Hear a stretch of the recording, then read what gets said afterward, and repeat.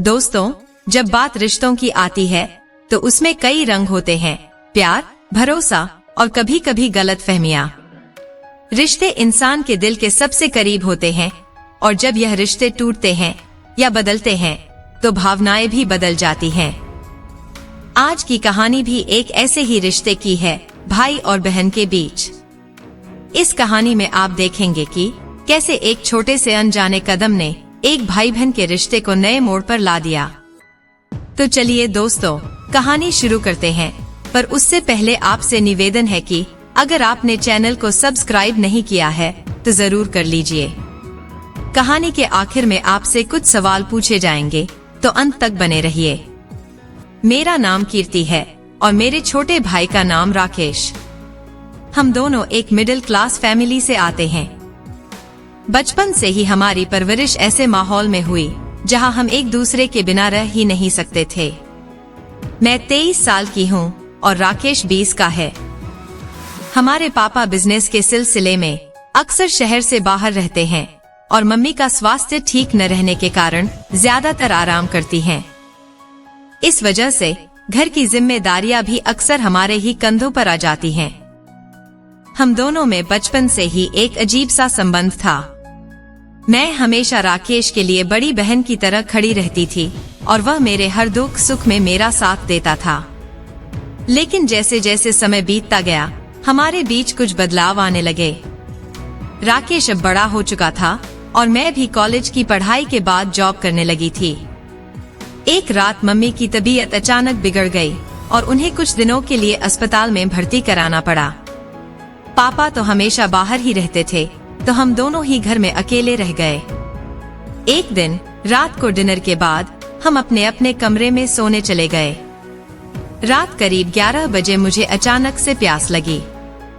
पानी लेने के लिए जब मैं किचन में जा रही थी, तब मैंने राकेश के कमरे का दरवाजा थोड़ा सा खुला देखा और लाइट जल रही थी।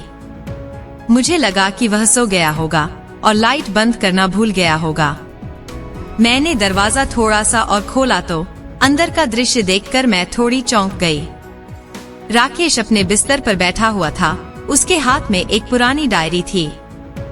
यह वही डायरी थी जिसे मैं स्कूल के दिनों में लिखा करती थी। उसने मेरी ओर देखा और थोड़ी घबराहट से बोला, दी, मैं बस इसे यूं ही देख रहा था। डायरी देखकर मुझे अपने स्कूल के दिनों की यादें ताजा हो गईं। मैंने मुस्कुराते हुए पूछा, तूने ये कहां से निकाली? राकेश हिचकिचाते हुए बोला, दी, यह मुझे आपकी अलमारी से मिली थी। मैंने डायरी उसके हाथ से ले ली और हम दोनों साथ बैठकर उस डायरी को पलटने लगे। जैसे जैसे पन्ने पलटते गए, मेरी पुरानी यादें सामने आती गईं। डायरी में मैंने अपनी स्कूल की दोस्ती, पहले प्यार और कई भावनाएं लिखी थीं। राकेश को मेरी जिंदगी के उन पहलुओं के बारे में जानकर थोड़ा अजीब लग रहा था, लेकिन मैंने उसे समझाया कि ये सब जिंदगी का हिस्सा होता है। हम दोनों उस रात कई पुरानी बातें करते रहे। लेकिन डायरी का आखिरी पन्ना जब सामने आया तो उसमें कुछ ऐसा लिखा था जो मैंने कभी नहीं सोचा था कि मेरा भाई राकेश पढ़ेगा। उसमें मेरी पहली मोहब्बत के बारे में था और वह प्यार मैंने कभी किसी से जाहिर नहीं किया था। उस रात के बाद से राकेश और मेरे बीच कुछ बदल गया। वह पहले से ज्यादा चुप रहने लगा था और मैं भी उसकी आंखों में एक अजीब सी उदासी देख रही थी। हमारे बीच एक अनकहा भावनात्मक तनाव पनपने लगा। राकेश के बदलते व्यवहार को लेकर मुझे चिंता होने लगी। पहले हम घंटों बातें किया करते थे, साथ में बैठकर खाना खाते, फिल्में देखते और एक दूसरे से बिना किसी संकोच के खुलकर बात करते थे। लेकिन अब कुछ था जो उसकी आंखों में झलकता था, कुछ अनकहा, कुछ उलझन भरा। मैंने कई बार उससे बात करने की कोशिश की, लेकिन वह हर बार टाल जाता। दी, कुछ नहीं, बस थोड़ा थका हुआ हूँ, या मैं ठीक हूँ, आपको चिंता करने की जरूरत नहीं है, जैसी बातें कहकर वह मुझसे दूरी बनाने लगा। वह पहले से ज्यादा अपने कमरे में वक्त बिताने लगा और जब भी मैं उसके पास बैठती, वह थोड़ी देर बाद उठकर चला जाता। मुझे यह समझ नहीं आ रहा था कि यह सब कब और कैसे शुरू हुआ। वह डायरी के पन्ने, मेरी पुरानी बातें, क्या वह उन पन्नों से जुड़ी किसी बात को लेकर उलझन में था? एक दिन मैंने ठान लिया कि आज मैं राकेश से इस बारे में खुलकर बात करूंगी। रात का समय था और मैं राकेश के कमरे में गई। वह फिर से अपने बिस्तर पर लेटा हुआ था, कुछ सोच में डूबा हुआ।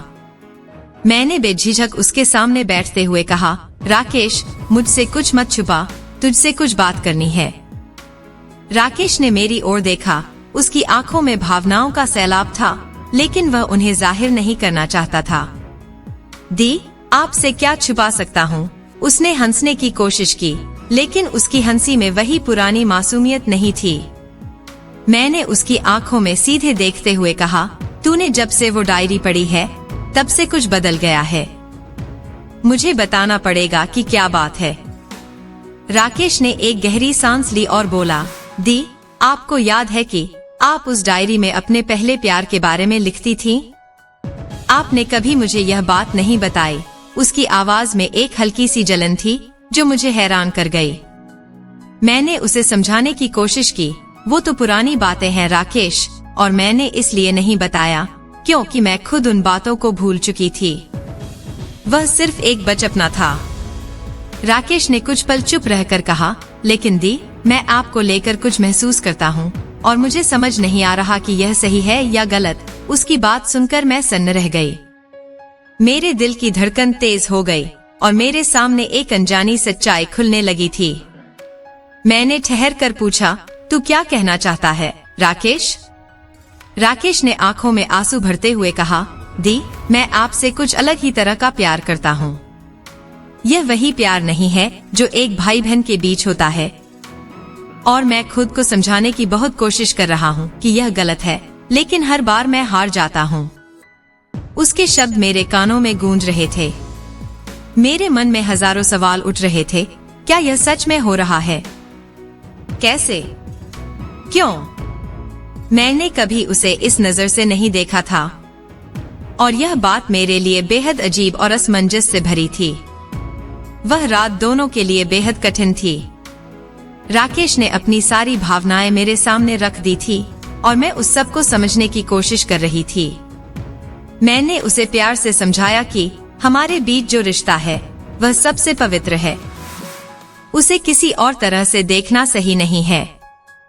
राकेश, तू मेरा छोटा भाई है और मैं तुझसे बेइंतहा प्यार करती हूँ, लेकिन यह जो तू महसूस कर रहा है यह बस एक भ्रम है।